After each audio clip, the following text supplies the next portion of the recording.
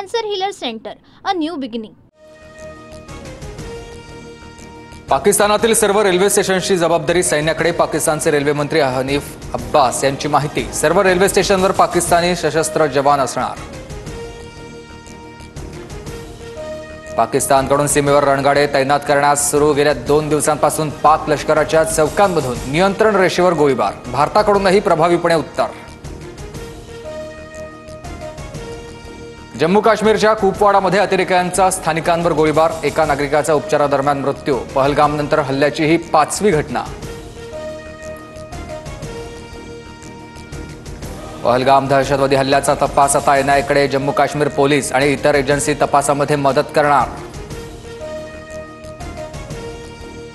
पहलगाम हल्ल्यानंतर जम्मू काश्मीरमधील संशयित दहशतवाद्यांना सैन्य दलाचा दणका, आतापर्यंत 10 दहशतवाद्यांची घरं उद्ध्वस्त।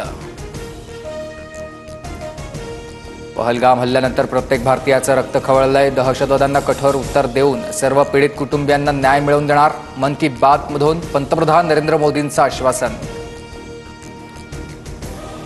सिंधू जलकरार भारताला एकतर्फी संपवता येणार नाही, पाकिस्तान विरुद्ध आक्रमक पाऊल उचलल्यास आम्ही युद्धासाठी सज्ज, पाकिस्तानचा गृहमंत्री मोहसिन यांची धमकी। पाकव्याप्त काश्मीरमधल्या झेलम नदीला पूर, पाकव्याप्त काश्मीरमधल्या मुझफ्फराबादमध्ये पूर परिस्थितीमुळे गोंधळाचं वातावरण, तर भारतानं पाणी सोडल्याचा पाकिस्तानचा आरोप। चीनचा राजदूत जियांग झिंडोंग आणि पाकिस्तानचा परराष्ट्र मंत्री मोहम्मद इशाक दारची भेट, चीनकडून पाकिस्तानला शस्त्रांचा पुरवठा, LOC जवळ संरक्षण सुविधांसाठी पाकला मदत।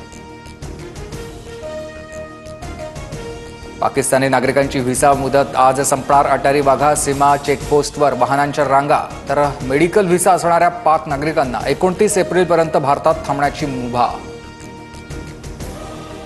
सिंधू करार स्थगित केला, पण पाणी रोखण्यासाठी व्यवस्था आहे का? आता काम सुरू केलं तर 20 वर्ष लागतील, स्वामी अविमुक्तेश्वरानंद सरस्वतींचं विधान।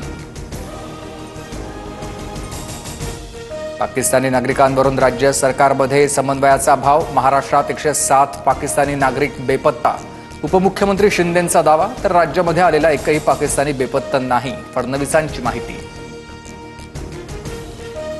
महाराष्ट्रात एकही पाकिस्तानी नागरिक राहणार नाही, सर्व पाकिस्तानी सापडले, सगळ्यांची बाहेर घालवायची व्यवस्था केली, मुख्यमंत्री फडणवीसांची माहिती।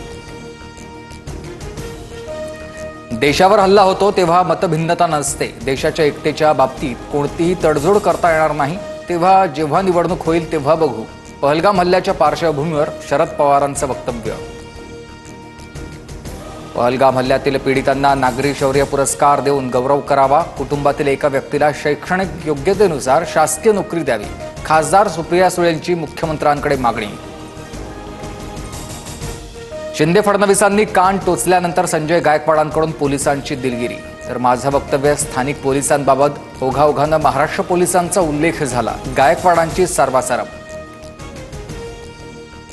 छत्रपती संभाजीनगरात लग्न सोहळ्याच्या जेवणातून 600 जणांना विषबाधा, एका बालकाचा मृत्यू, तर 17 गंभीर जखमींवर ग्रामीण रुग्णालयात उपचार सुरू।